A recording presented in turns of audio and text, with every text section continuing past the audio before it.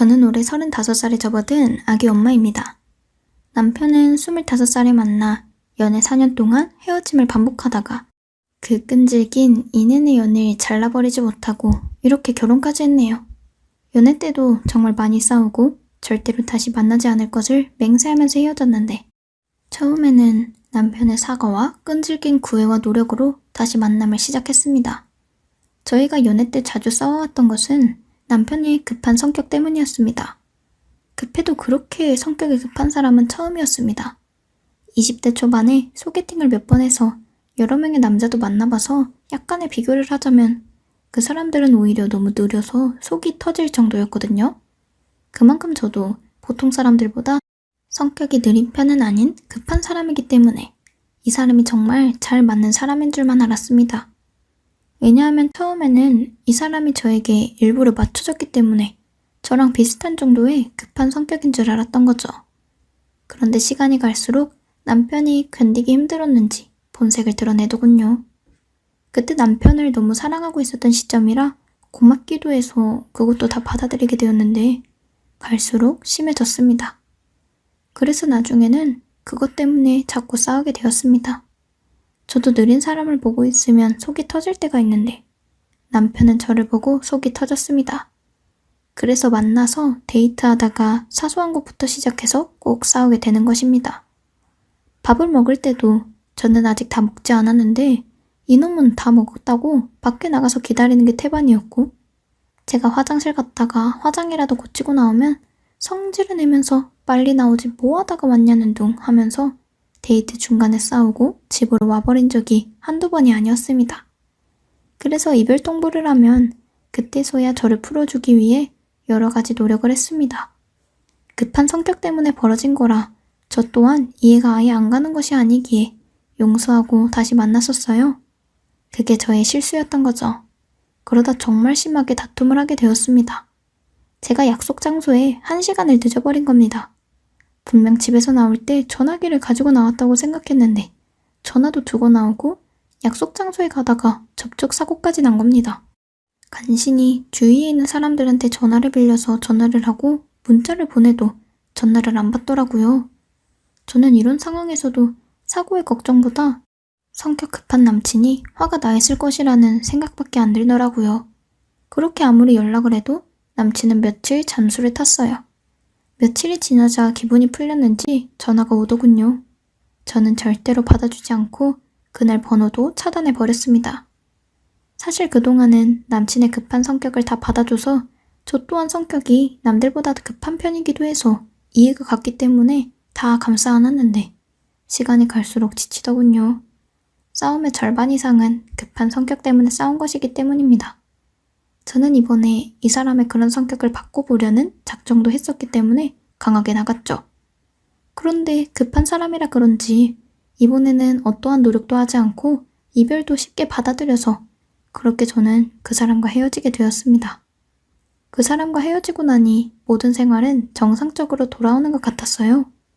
그런데 마음은 쉽게 정리가 안 되어서 한동안 힘들었는데 시간이 가니까 자연스럽게 잊히더군요. 그렇게 이별을 한 지 2년이라는 시간이 지난 후 우연한 만남으로 다시 만나게 되었습니다. 인연이라는 게 이런 건가 싶은 게 다시 만날 사람은 다시 만나게 되어 있나 봅니다. 연애 때 서로 알아가고 있던 중이라 서로 많은 것을 알지 못하다 보니 사귄 지 수개월 만에 헤어진 게 끝이었습니다. 그런데 2년이라는 시간이 지나고 나서 또다시 만난다는 게 참 신기했어요.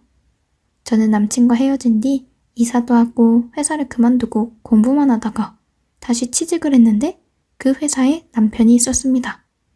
이게 무슨 운명의 장난인가 싶었죠. 그렇게 긴 시간이 만났는데도 다시 만나니까 그 힘들었던 기억을 잊고 또다시 저희는 어느새 다시 연인 사이가 되어 있었어요. 제가 남편을 다시 만나게 된 계기는 남편의 성격이 많이 차분해지고 달라졌었습니다. 다시 만난 후로는 전에 보이던 급한 성격이 보이지 않았어요. 그렇다고 완전히 고쳐지지는 않았고 가끔 나올 때가 있었는데 그때마다 고비가 있었지만 스스로 인정하고 고쳐보겠다고 해서 그냥 넘겼습니다. 그래서 제가 2번의 실수를 또 하고 만 겁니다. 이 사람 알고 보니 그동안 저와 결혼하기 위해 참아왔던 거였습니다. 그 사실을 결혼하고 한 달 반 살면서 알았습니다. 그러니까 저희는 결혼하고 딱 한 달 반 즐거웠고 사는 동안 여유 있는 것을 모르고 살았던 것 같아요. 그때 하필 나이도 있고 해서 임신 계획도 일찍 세웠는데 임신까지 되고 말았어요. 그 이후로는 그놈의 급한 성격 때문에 싸움이 또 시작되었던 거죠. 결혼하고 임신하면서 일을 그만두고 집에서 살림을 했는데 이놈의 남편은 시도 때도 없이 급한 성격을 보이기 시작했습니다. 밥도 퇴근 시간 전에 다 차려놔야 했고 원하는 곳이 있으면 바로바로 가져다 줘야 했어요. 저는 임신한 상태여서 그런지 예민해졌고 모든 것을 더 이상은 못할 것 같아서 이혼도 생각했습니다. 이혼을 생각하고 아이도 낳지 않을 거니까 이혼하자고 했더니 짝싹 빌면서 병원도 다녀보고 약도 먹어보겠다고 하더군요. 정말 심각한 급한 성격이라 각서까지 받고 다시 살았죠. 그렇게 아이를 낳을 때까지는 잠잠했습니다. 저는 남편이 좀 변한 줄 알았어요. 사람은 쉽게 변하지 않더군요. 날이 갈수록 외출을 하거나 시댁을 가야 할 때 하나도 도와주지 않고 본인만 챙겨서 현관문 앞에서 언제 나오냐고 재촉만 하는 겁니다. 이제는 아기용품도 챙겨야 해서 더 바쁜 상황인데도 말입니다. 저런 사람이라는 걸 알기 때문에 부딪히기 싫어서 간단한 것은 전날 챙겨두고 잡니다. 그런데 돌발 상황이라는 게 생기기도 하잖아요. 바로 그날이었습니다. 급하니 속으로 욕을 하면서 서둘러 준비해서 나가려고 하는데 마침 아이가 응가를 싼 겁니다. 어차피 아기 엉덩이도 씻겨야 하기 때문에 집에서 해결을 하고 가려고 했는데 이놈이 글쎄 차에서 갈고 시댁에 도착해서 씻겨주라고 하는 겁니다. 시댁과 저희 집의 거리는 차로 무려 1시간 거리가 되는데도 말입니다. 남편이 이렇게까지 하는 데에는 시부모님 또한 두 분 다 성격 급한 사람들이기 때문이거든요.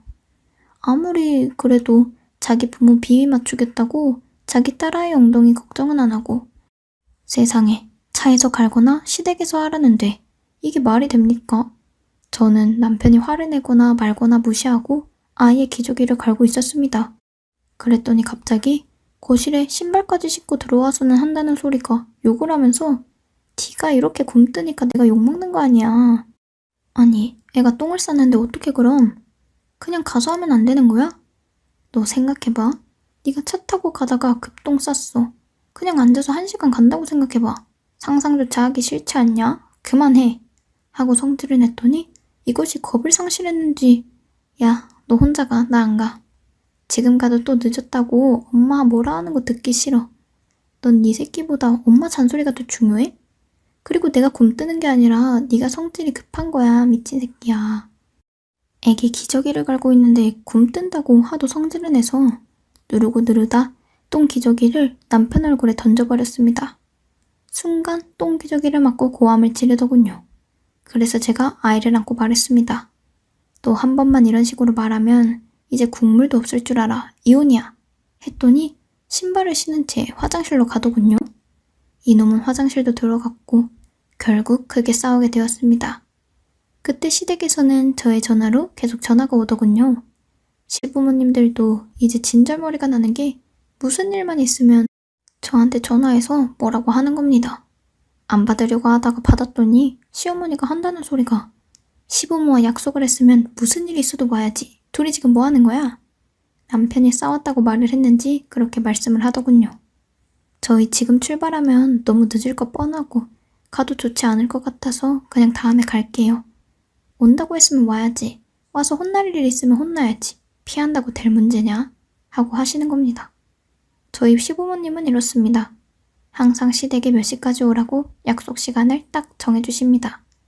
정해주신 시간에 늦으면 들어오든가 말든가 알아서 하라고 하시는 분들입니다. 이번 일뿐만이 아닙니다. 시댁은 다들 번갯불에 콩을 구워 먹은 사람들밖에 없는가 봅니다. 시아버지, 시어머니, 시동생, 시누이, 거기다 제일 성질 더럽고 성격이 제일 급한 남편놈. 이들과 같이 있으면 정신이 하나도 없고 정신이 혼미해집니다. 시어머니는 자꾸 하나만 시키지 않고 한꺼번에 시키면서 바로바로 결과가 나오기를 바라고 거기에 시아버지도 마찬가지입니다. 제가 빨리빨리 일 처리를 못하면 아직 말도 못하는 손녀에게 제 흉을 보면서 네 엄마 왜 저렇게 굼뜨냐고 답답해 이러시고 시어머니도 남편도 가만히 있으면 중간이라도 가는데 빨리빨리 하라고 하시는데 저는 그날 정말 울고 싶었습니다. 제 행동이 보통 사람들보다 진짜 빠른 사람입니다. 친구들이 인정하는 성격인데 시댁 사람들은 급해도 너무 급합니다.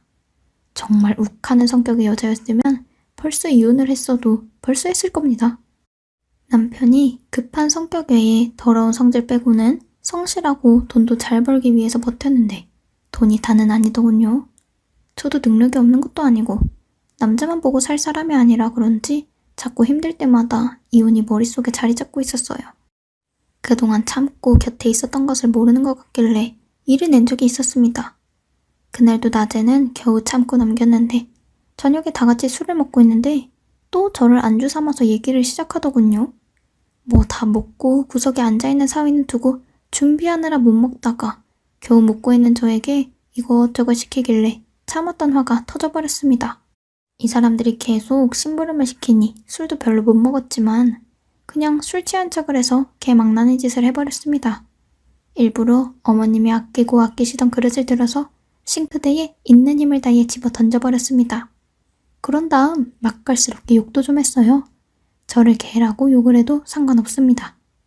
그리고 저는 아버님이 아끼는 양주를 들어 싱크대에 던져버렸어요. 순식간에 한 행동에 아버님은 한 걸음에 달려와 저에게 손을 올리려고 하는데 그때 남편놈이 막더라고요. 어머님, 아버님을 간신히 말려서 다행히 무사할 수 있었어요. 시누이도 시동생도 저를 보고 한 소리를 하길래 쌍욕을 날려줬어요. 시아버지 화가 끝까지 나셨고 저희는 그날 시댁에서 쫓겨나서 택시를 타고 왔습니다. 남편은 택시 안에서 있는 짜증, 없는 짜증을 내는데 모른 척했죠. 그날 이후로 한동안 시댁에 가지 않고 있다가 나중에 갔는데 효과가 있었는지 술자리에서 제 얘기는 하지 않고 제 눈치만 보더군요. 이 일 말고도 정말 이런저런 일로 처음에는 적응이 안 되어서 많이 울었는데 시간이 지나고 남편도 이러니까 저도 참아지지 않더군요.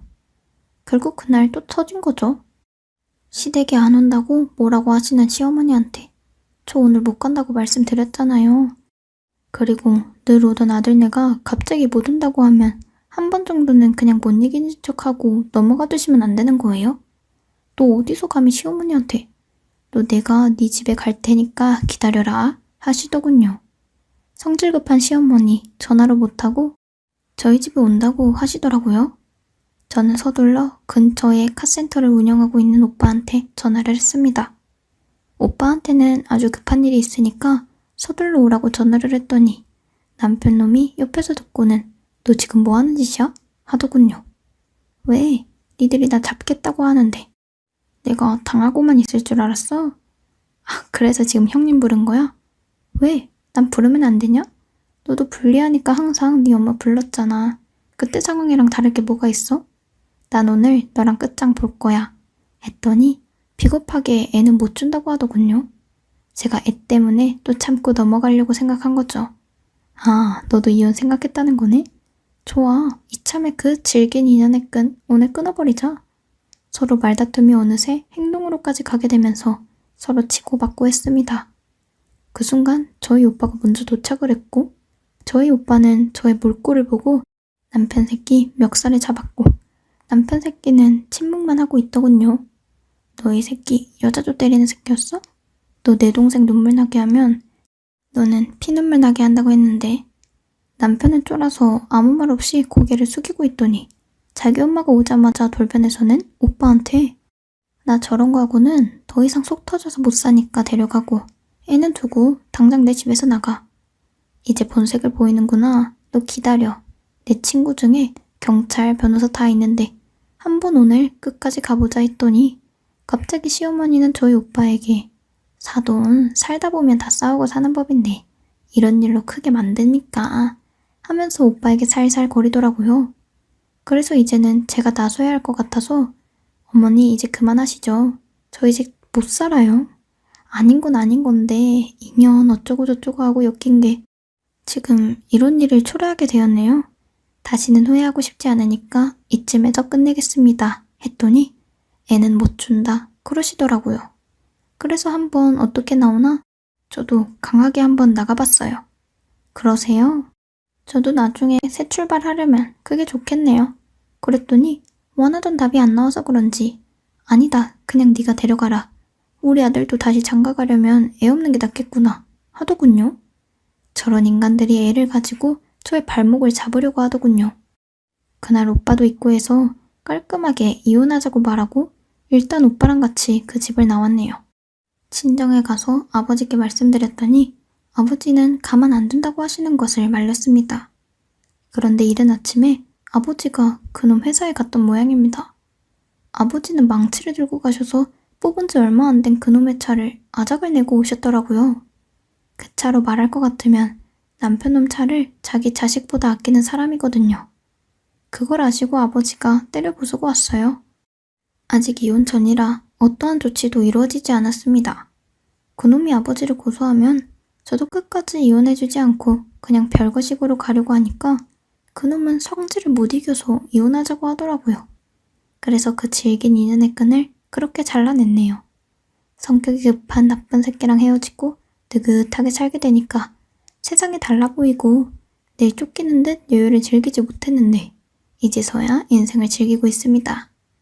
아이가 있어서 그런지 저도 예전과는 다르게 성격이 차분해지고 일도 다시 해서 가장이 된 저는 예전보다 더 열심히 딸과 함께 살고 있습니다.